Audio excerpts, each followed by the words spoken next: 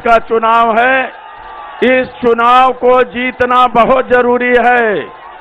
Bharatiya Janata party जो जुमलेबाजों की party है, धोखेबाजों की पार्टी है, जिन्होंने झूठ बोल करके बेरोजगारी फैलाने का काम किया, महंगाई बढ़ाने का काम किया, छुट्टा जानवरों से खेतों को चरवाने का काम किया। इसलिए संकल्प लीजिए हंडिया के लोगों कि अब की बार सब लोगों को हाकिम लाल बिंद बन करके माननीय राष्ट्रीय अध्यक्ष जी के सम्मान को बढ़ाना है और साइकिल की बटन दबाकर भाई हाकिम लाल यादव हाकिम लाल बिंद जी को जिताना है और माननीय अखिलेश यादव जी को मुख्यमंत्री बनाना है। बहुत बहुत धन्यवाद साथियों। अब मैं प्रातः स्मरणीय हम सबके भाग्य विधाता और समाजवादी पार्टी के राष्ट्रीय अध्यक्ष, हम गरीब मजलूम नौजवानों के नेता और देश की वरिष्ठ आदरणीय अखिलेश यादव जी का आमंत्रित आए और अपनी बात को रखें। माननीय अखिलेश यादव जिंदाबाद।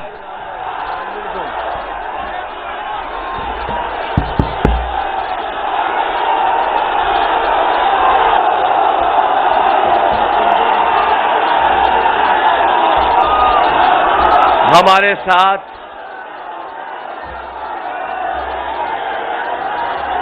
मंच पर समाजवादी पार्टी के राष्ट्रीय महासचिव इंद्रजीत सरोज जी, समाजवादी पार्टी के जिलाध्यक्ष योगेश यादव जी, मंच पर उपस्थित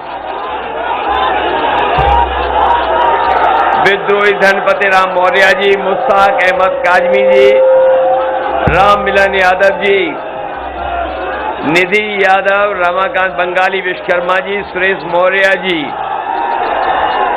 प्रकाश चंद्र त्रिपाठी जी, संजय मौर्य, कमलेश गुप्ता, मोहनलाल प्रजापति, रंजीत बिंद, मालती यादव और जिनकी अध्यक्षता में ये कार्यक्रम हो रहा है, हमारे अध्यक्ष आदरणीय खुर्शीद खान साहब, अतर यादव जी और बड़ी संख्या में हमारे सभी समाजवादी नेता जो मंच पर हैं। यहाँ पर इस सभा में उपस्थित हमारे आदरणीय बुजुर्ग, माताएं, बहनें, नौजवान साथी और पत्रकार बंधुओं, ये जोश देख करके लग रहा है कि इस बार यहाँ के लोगों ने चुनाव की हवा को समझ लिया है। चुनाव की हवा को यहाँ के लोग पहले ही समझ चुके हैं। इस बार डबल इंजन की सरकार की यहाँ की जनता झूठ की पटरी को उखाड़ फेंकने के लिए तैयार है। लगता है यहाँ तो पहले से ही लोग तैयार है सरकार को हटाने के लिए। इसलिए मैं आप सबसे निवेदन और अपील करने आया हूं कि समाजवादी पार्टी के प्रत्याशी हाकिम लाल बिंद को ऐतिहासिक वोटों से जिताने का काम करना और बगल में ही हमारी दूसरी विधानसभाएं हैं, उनमें भी मदद करना।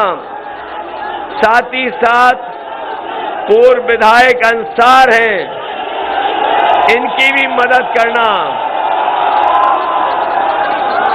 पहले, दूसरे, तीसरे, चौथे चरण में ही जनता ने समाजवादी पार्टी और गठबंधन को बहुमत दे दिया है। पहले चरण, दूसरे चरण, तीसरा चरण और चौथे चरण में ही उत्तर प्रदेश की जनता ने समाजवादी पार्टी और गठबंधन के लोगों को बहुमत की सरकार का फैसला सुना दिया है। अब आपकी जिम्मेदारी बनती है कि इस बार ऐतिहासिक बहुमत की तरफ समाजवादी पार्टी को लेकर के जाएं। मैं प्रयागराज के अपने नौजवानों का बहुत बहुत धन्यवाद देना चाहता हूं। ये प्रयागराज के हमारे नौजवान 5 साल से इंतजार कर रहे थे इनका भाग्य बदलेगा, लेकिन 5 साल इंतजार में कट गए हैं। अब आने वाले 5 साल ये इंतजार नहीं करना चाहते हैं। समाजवादी पार्टी के चुनाव चिन्ह साइकिल की बटन दबा करके इस सरकार को उखाड़ फेंकना चाहते हैं। वैसे तो हमारे मुख्यमंत्री ने प्रयागराज का ये नया नाम रखा है इलाहाबाद का। इलाहाबाद का नया नाम प्रयागराज,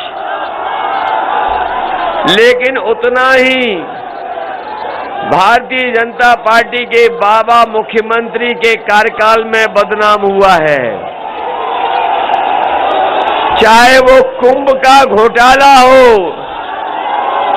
चाहे नौजवानों पर लाठी चली हो, और चाहे यहां के लोगों ने गंगा में बहती हुई लाशों को देखा हो। नाम जरूर बदल दिया, लेकिन बदनामी भी उतनी ही सरकार ने कराई है। हमारे प्रयागराज को उतना ही सरकार ने बदनाम किया है। यहाँ के लोग कैसे भूल सकते हैं कि जिस समय कोरोना आया, बीमारी आई, यहाँ के मजदूर भाई पैदल पैदल चल करके आए थे। कोई गुजरात से, कोई महाराष्ट्र से, कोई पंजाब से, हरियाणा से, जो कुछ उनके पास सामान था वो लेकर के आए। इस सरकार ने कोई मदद नहीं की, उनको अनाज छोड़ दिया। अगर कोई मजदूरों की मदद कर रहा था तो वो समाजवादी लोग थे, उनकी मदद करने का काम कर रहे थे।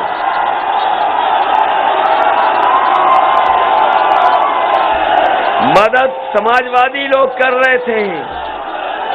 सरकार के लोग तो जनता को अनाज छोड़ करके चले गए। ये सरकार जो चल रही है, ये जो बाबा मुख्यमंत्री हैं,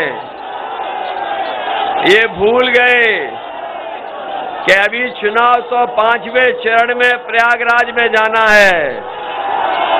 यहाँ के नौजवान इंतजार कर रहे हैं कि ये जो गर्मी निकाल रहे थे, जो गर्मी निकालने की बात कह रहे थे, इनकी इस बार इलाहाबाद प्रयागराज के नौजवान वोट डाल करके गर्मी निकालने का काम करेंगे। वैसे तो पहले ही ये ठंडे हो चुके हैं। जनता ने जब से वोट दिया इनके खिलाफ, ये बीजेपी के नेता और कार्यकर्ता ठंडे पड़ चुके हैं। मैं अपने नौजवानों से कहना चाहता हूं, ये वही नौजवान हैं जो अपने खेतों की भी रखवाली कर रहे हैं, और जब समय निकलता है इन्हें सुबह तो अपनी दौड़ लगा करके फौज की तैयारी भी करते थे। लेकिन नौजवान जानते हैं, ये गर्मी निकालने वाले ने, जो गर्मी निकालने वाले मुख्यमंत्री थे, उन्होंने पिछले 3 साल से फौज की नौकरी नहीं निकाली। 3 साल से वैकेंसी नहीं निकली। जो नौजवान सुबह दौड़ दौड़ करके तैयारी करते थे, उनकी उम्र बढ़ गई, उम्र की सीमा के बारे में भी नहीं सोच रहे हैं। जो लोग झूठ बोल रहे हैं, भर्ती के नाम पर उनके मुंह में ताले लगे हुए हैं। फौज की भर्ती के नाम पर न केवल उनके मुंह में ताले हैं, बल्कि भारतीय जनता पार्टी की सरकार के जो पदों पे मंत्री बैठे हैं, उन्होंने भी लोहे की चैन से लगा करके ताले लगाए हुए हैं। फौज की भर्ती नहीं हो रही है, न फौज के जो बड़े बड़े भर्ती के आयोजन होते थे, 3 साल से रुका पड़ा है। उम्र बढ़ गई है। समाजवादी सरकार आएगी तो हम अपने नौजवानों को भरोसा दिला के जा रहे हैं कि फौज की भर्ती के लिए उत्तर प्रदेश की सरकार को जो भी सहयोग करना पड़ेगा, हम अपने नौजवानों के लिए भर्ती खुलवाएंगे। न केवल भर्ती फौज में, बल्कि पुलिस में भी जितने भी पद खाली हैं, बड़े पैमाने पर भर्ती करके नौजवानों को वर्दी पहनाने का काम समाजवादी सरकार में होगा। ये नौजवान नौकरी करना चाहते हैं, वर्दी पहन करके देश की सेवा करना चाहते हैं। इस सरकार ने न नौकरी दी और न इन नौजवानों को भर्ती दी है, न वर्दी दी है। पिछले 3 साल से इंतजार और 11 लाख पद खाली हैं उत्तर प्रदेश की सरकार में, वो भी पद अभी नहीं भरे गए हैं। बताओ, पद भरे गए हैं क्या? पद नहीं भरे गए, पद खाली हैं। समाजवादी पार्टी ने अपने मैनिफेस्टो में लिखा है, सरकार आएगी तो 11 लाख पदों को भर करके नौजवानों को नौकरी देने का काम समाजवादी सरकार में होगा। इधर मैं देख रहा हूं, नौजवानों के हाथ में बड़े स्मार्टफोन दिखाई दे रहे हैं। कहीं ऐसा तो नहीं है कि बाबा मुख्यमंत्री आए हो चुपचाप बांट के चले गए हो? क्या ये बाबा मुख्यमंत्री के दिए हुए स्मार्टफोन है? वो तो कह रहे थे कि 1 करोड़ स्मार्टफोन दिए हैं। न केवल स्मार्टफोन की बात कर रहे थे, वो तो लैपटॉप बांटने की भी बात कर रहे थे। लैपटॉप, बताओ, लैपटॉप मिला है किसी को? और बाबा मुख्यमंत्री देते भी क्यों आपको? वो तो खुद ही चलाना नहीं जानते। और इधर आपने उनकी एक तस्वीर देखी होगी सोशल मीडिया पर, वो खुद पश्चिम देख रहे हैं और जनता पूरब देख रही है। बताओ, तस्वीर देखी कि नहीं देखी? इससे पता लग रहा है कि वो स्मार्टफोन भी नहीं चला पाते हैं। और एक और उनके नेता हैं, जो बहुत बड़े नेता हैं, वो डोर टू डोर जब प्रचार कर रहे थे, उस समय थूक लगा करके पर्चा दे रहे थे। अभी उन्होंने जो लैपटॉप पे बयान दिया है, उस बयान को सुनकर के जनता लोटपोट हो रही है। उन्होंने कहा कि जो 12वीं के बाद इंटर पास कर लेंगे उन्हें लैपटॉप देंगे। अरे शुक्र है उन्होंने ये नहीं कहा कि इंटर पास करने के बाद जो 10वें में एडमिशन ले लेंगे उन्हें लैपटॉप देंगे। बताओ, लैपटॉप नहीं दिया, स्मार्टफोन नहीं दिया। और ये इसलिए नहीं दे रहे हैं क्योंकि न केवल ये चलाना नहीं जानते, बल्कि आज के समय पर जो टेक्नोलॉजी में बदलाव हुआ है, उसके महत्व को भी नहीं समझते हैं। इनके नेताओं के आपने भाषण सुने होंगे इनके नेताओं के भाषण सुने, इनके जो छोटे नेता हैं वो छोटा झूठ बोल रहे हैं, जो बड़े नेता हैं वो बड़ा झूठ बोल रहे हैं, और जो सबसे बड़े हैं वो सबसे बड़ा झूठ बोल रहे हैं। और आश्चर्य करने की बात तो ये है कि जो बीजेपी का बड़ा कार्यकर्ता है वो अपने से छोटे को झूठ बोल रहा है, जो छोटा नेता है वो अपने से छोटे नेता को झूठ बता रहा है, जो सबसे छोटा नेता है वो कार्यकर्ताओं को झूठ बता रहा है। बताओ झूठ बोल रहे हैं कि नहीं बोल रहे हैं? ये मैं भाषण सुन रहा था उनके बड़े नेताओं के, उनके महंगाई पर कोई बात नहीं कह रहे, महंगाई पर उनके मुंह में ताले लग गए हैं। जो डीजल पेट्रोल महंगा है, जनता सवाल पूछ रही है तो वो दूर दूर से प्रचार कर रहे हैं, दूर दूर से। अब महंगाई को लेकर के जनता के पास नहीं जा रहे हैं। बताओ महंगाई बढ़ गई कि नहीं बढ़ गई? पहले तो ये कहते थे कि हवाई चप्पल वाला हवाई जहाज में बैठेगा, ये कहा था कि नहीं कहा था? और जब से सरकार में आए हैं डीजल और पेट्रोल की कीमत बढ़ा दी इन्होंने। आज हमारे गरीबों की गाड़ी नहीं चल पा रही है, मोटरसाइकिल नहीं चल पा रही है। बताओ महंगाई बढ़ा दी कि नहीं बढ़ा दी? जो हवाई चप्पल पहनने वालों को हवाई जहाज में बैठा रहे थे उन्होंने देश के सब हवाई जहाज बेच दिए। हवाई जहाज जहां खड़े होते थे वो हवाई अड्डे बेच दिए, पानी के जहाज बेच दिए, बंदरगाह बेच दिया, और जहां रेलगाड़ी थी रेलगाड़ी बिक रही हैं, और रेलगाड़ी के साथ साथ रेलवे स्टेशन भी बेच रहे हैं।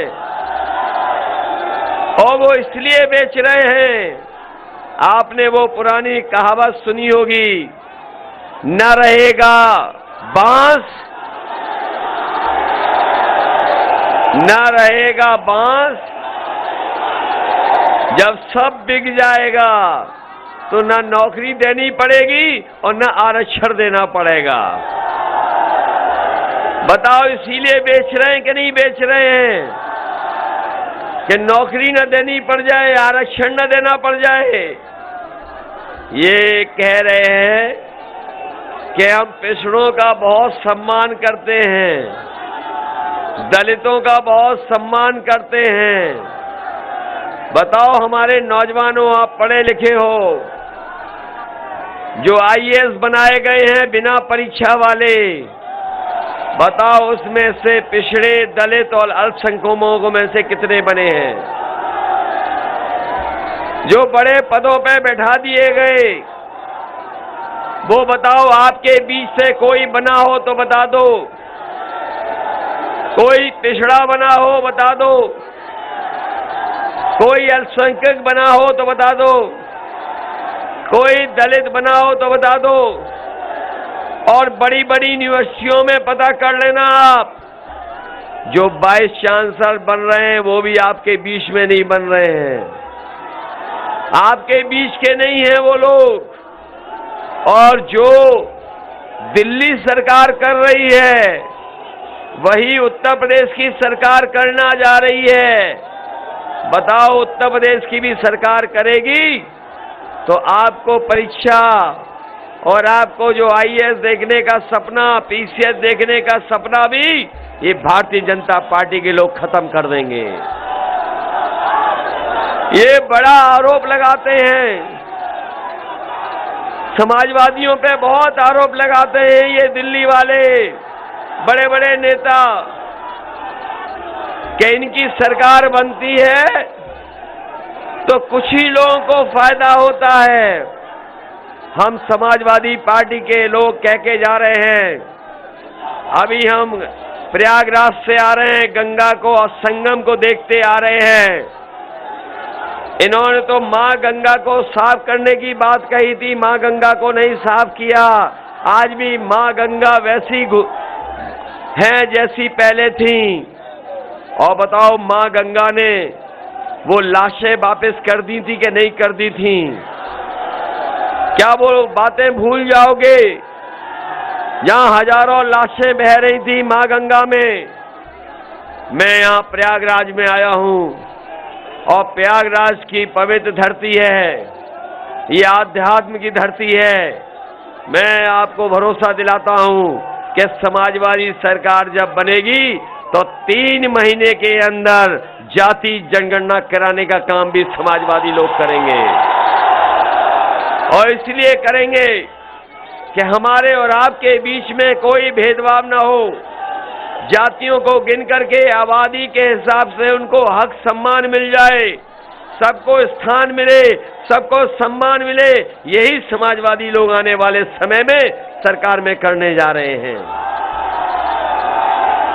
इधर मैं देख रहा हूं, बड़ा अच्छा नारा लगाया है, मठाधीश तुम मठ में जाओ,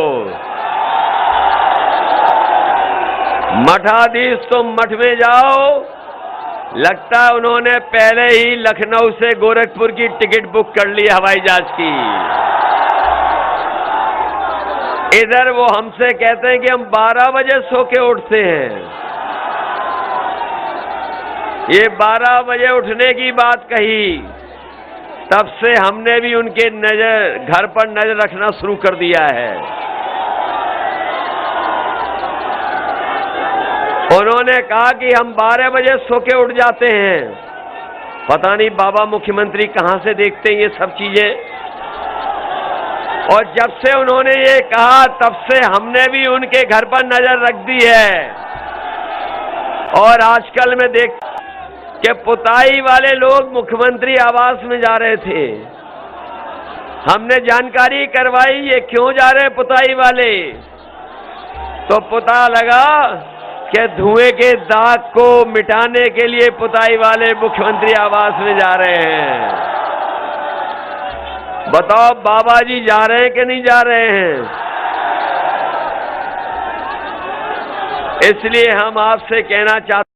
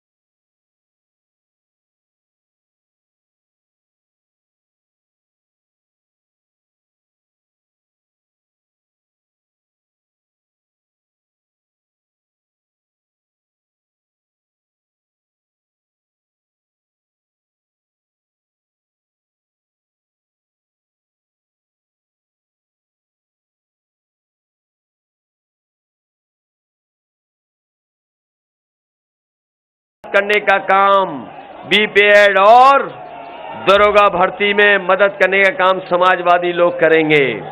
साथ ही साथ शिक्षा मित्र हैं जिनका हम समाजवादियों ने सम्मान देने का काम किया था, लेकिन जब से ये बीजेपी की सरकार आई है उनको भी अपमानित कर दिया है। समाजवादी पार्टी ने अपने मैनिफेस्टो में लिखा है कि सरकार बनेगी तो इनको भी सम्मान दे करके नौकरी देने का काम होगा समाजवादी सरकार में। इधर इन्होंने पढ़ाई चौपट कर दी है। बच्चों की पढ़ाई चौपट है कि नहीं है? कहीं पढ़ाई नहीं हो पा रही है।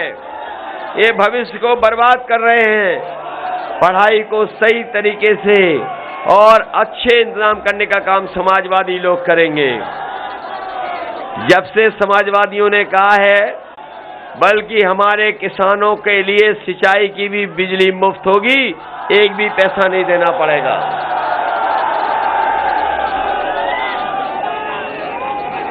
एक भी पैसा नहीं देना पड़ेगा 300 यूनिट के लिए। वहीं हमारे 69,000 शिक्षक आरक्षण घोटाला वाले जानते होंगे, 5 साल इन्हें लड़ना पड़ा, 5 साल लगातार लड़ते रहे, इनको न्याय नहीं मिला है। समाजवादी सरकार बनेगी तो आरक्षण घोटाले को ठीक करके जो अभ्यर्थी हैं उनको चयनित करने का काम भी समाजवादी सरकार में होगा। इन रोजगार सेवकों को भी बर्बाद कर दिया और 11 लाख में सबसे ज्यादा शिक्षा विभाग में नौकरी खाली है। चाहे हमें नई भर्ती भी करनी पड़ेगी, नए शिक्षकों को भी, और अपने तमाम लोगों को मौका देना पड़ेगा, तो नई व्यवस्था लगा करके उनको सम्मान देने का काम और नौकरी देने का काम समाजवादी सरकार में होगा। बेटियों की पढ़ाई केजी से लेकर के पीजी तक फ्री होगी।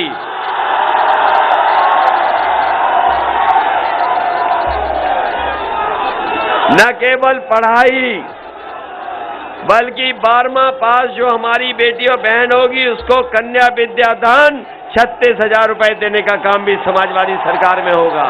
समाजवादी 1,000 और साल का 18,000 रुपए देने का काम करेंगे। हमारे घोषणा पत्र में किसान, व्यापारी, नौजवान, हर वर्ग के लिए हम लोगों ने चीजें रखी हैं। वहीं हमारे कर्मचारियों की बहुत पुरानी मांग रही कि पुरानी पेंशन बहाल हो। समाजवादी पार्टी ने तय कर लिया है कि सरकार बनने पर पुरानी पेंशन को बहाल करने का काम होगा। इसलिए साथियों, आपसे हम विशेष निवेदन करने आए हैं, अपील करने आए हैं कि ये चुनाव कोई छोटा मोटा चुनाव नहीं है, ये देश का सबसे बड़ा चुनाव है। बताओ, देश का सबसे बड़ा चुनाव होने जा रहा है कि नहीं होने जा रहा है? और बीजेपी के सब नेता आ गए कि नहीं आ गए? न केवल इनके नेता आ रहे हैं बल्कि बड़ी बड़ी संख्या में इनके नेता और कार्यकर्ता दूसरे प्रदेशों में भी चल करके आ रहे हैं। हरियाणा से, पंजाब से, गुजरात से, महाराष्ट्र से बहुत चल करके आए हैं। लेकिन इधर देखा उन्होंने हवा का रुख, तो कपड़ों का रंग बदल करके उत्तर प्रदेश को छोड़ करके जा रहे हैं। इसलिए मैं कहना चाहता हूं, जहां ये उत्तर प्रदेश के खुशहाली का चुनाव है, वहीं हमारे लोकतंत्र को बचाने का भी चुनाव है। जो लोग जागरूक लोग हैं, समझदार लोग हैं, वो जानते होंगे ये चुनाव संविधान बचाने का भी है। और ऐसा समय हम लोगों ने देखा जिस समय किसान आंदोलन कर रहे थे, इस सरकार को कोई परवाह नहीं रही। 700 से ज्यादा किसान शहीद हो गया, लेकिन सरकार ने कोई परवाह नहीं की। जैसे ही चुनाव आया पंजाब का, उत्तर प्रदेश का, इन्होंने काले कानून वापस पकड़ करके 700 बार भी उठक बैठक लगाएंगे, तब भी हमारा किसान इन्हें माफ करने वाला नहीं है। अभी इनके एक विधायक ने उठक बैठक लगाई है। ये बीजेपी के लोग चुपचाप जाकर के माफी भी मांग रहे हैं। बताओ, माफ तो नहीं कर दोगे इनको? इनको माफ नहीं, उत्तर प्रदेश से साफ कर देना इस बार इनको। बताओ, साफ करोगे क्या नहीं करोगे? उत्तर प्रदेश से इन्हें हटाओगे कि नहीं हटाओगे? ये अब महंगाई और बेरोजगारी पर कुछ नहीं बोल रहे हैं। महंगाई और बेरोजगारी पर, कारखानों को बेचने पर, उद्योगपतियों के पैसे लेकर भागने पर, इनके मुंह में, इनके सब नेताओं के बड़े बड़े ताले लग गए हैं, बड़े बड़े ताले। इस बार मुझे भरोसा है प्रयागराज की जनता भारतीय जनता पार्टी का दरवाजा बंद कर करके ताला लगा देगी। और इधर एक बड़ा फेमस गाना हुआ है, काबा बाबा काबा। क्या गाना है वो? बड़ा फेमस हो गया इस बार गाना। लेकिन इस बार जनता ने भी कह दिया है बाय बाय बाबा बा। बताओ बाय बाय कर दोगे इनको कि नहीं कर दोगे? बाय बाय बाबा बा। कहां भेजोगे इन्हें? बोलो भेजोगे उन्हें कि नहीं भेजोगे? इसलिए याद रखना, ये चुनाव आपके भविष्य का भी है, ये चुनाव आपके भविष्य का भी है। 5 साल इंतजार किया, अब आपको वोट डालने का मौका मिल रहा है। बताओ वोट डालोगे कि नहीं डालोगे? वोट डालने से भर्ती खुलेगी, वोट डालने से नौकरी मिलेगी, वोट डालने से आपको एम्बुलेंस मिलेगी गरीबों की मदद के लिए, वोट डालने से 11 लाख नौकरियों के ताले खुल जाएंगे जो बाबा जी ने बंद किए हुए हैं। इसलिए मदद करिए, हमारे हाकिम लाल बिन जी की मदद करना। बताओ इनकी जिताओगे कि नहीं जिताओगे? और हमारे दूसरे प्रत्याशी हैं अंसार साहब, इनकी मदद करोगे कि नहीं करोगे? फाफामोश से हम नहीं जा पा रहे उनके यहां पर क्योंकि समय कम है। इधर चुनाव कई चरणों में हो रहा है, हर चरण में समय कम है, विधानसभा ज्यादा है, इसलिए हम नहीं पहुंच पा रहे हैं। ये आपकी अब जिम्मेदारी बनती है, जहां आप समाजवादी पार्टी के प्रत्याशी हाकिम लाल बिन जी की मदद करोगे, वहीं हमारे समाजवादी पार्टी के दूसरे प्रत्याशी अंसार साहब, इनकी भी मदद कराने का काम करना। तो ये मान लें कि प्रयागराज से सब सीटें जीतने जा रहे हैं।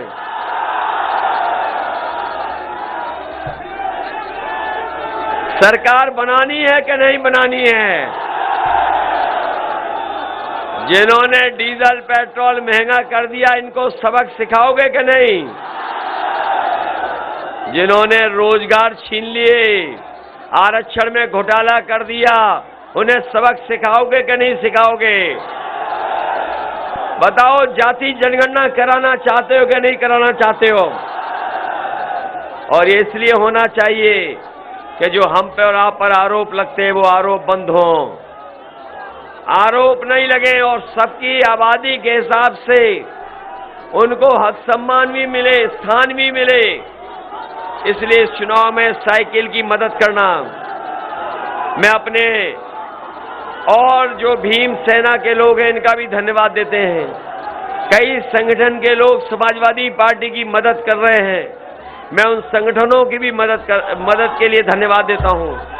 मंच पर हमारे बड़ी संख्या में नेता हैं, मैं उनसे भी अपील करता हूं कि इस चुनाव में हमारी मदद करिए सरकार बनाने के लिए। ये बीजेपी के लोगों ने जनता को धोखा दिया, जनता ने भरोसा करके इनकी सरकार बनवाई। ये डबल इंजन की सरकार, ये डबल झूठ बोलती है। इस बार डबल झूठ बोलने वाली सरकार की यही जनता पटरियां उखाड़ने का काम करेगी। इसलिए आप साइकिल का चुनाव चिन्ह मत भूलना। साइकिल को तो नहीं भूल जाओगे। ये लोग, जो लोग जनता का मूड देख लिए हैं, वो साइकिल से घबरा गए हैं। जो साइकिल से घबरा रहे हैं वो कितने घटिया बयान दे रहे हैं, और वो घटिया बयान इसलिए दे रहे हैं कि जनता ने इनकी खटिया खड़ी कर दी है। जिनकी हो गई खटिया खड़ी, वही दे रहे हैं बयान घटिया। इसलिए मदद करिए, साइकिल को दौड़ाइए और रफ्तार बढ़ाइए। बहुत बहुत धन्यवाद आप सबका, बहुत बहुत धन्यवाद।